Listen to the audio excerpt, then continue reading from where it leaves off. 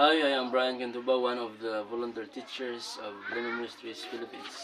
My highlight this month is all about consistency.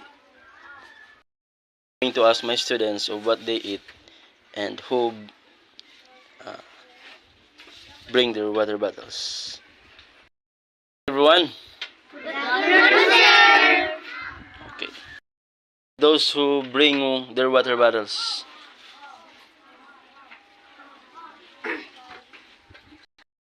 Those who eat. Okay.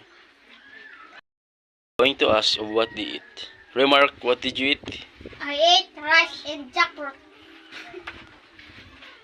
I ate rice, cabbage, and sweet potato.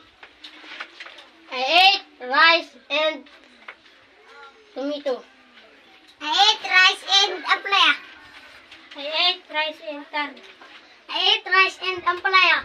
I ate rice and jackfruit. I ate rice and kangkong. I ate rice and jackfruit. I ate rice and ampalaya.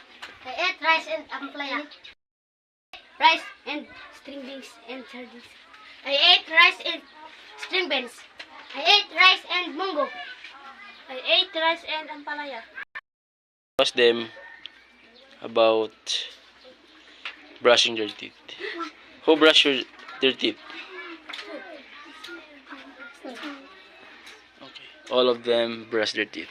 That's my highlight this month. Thank you.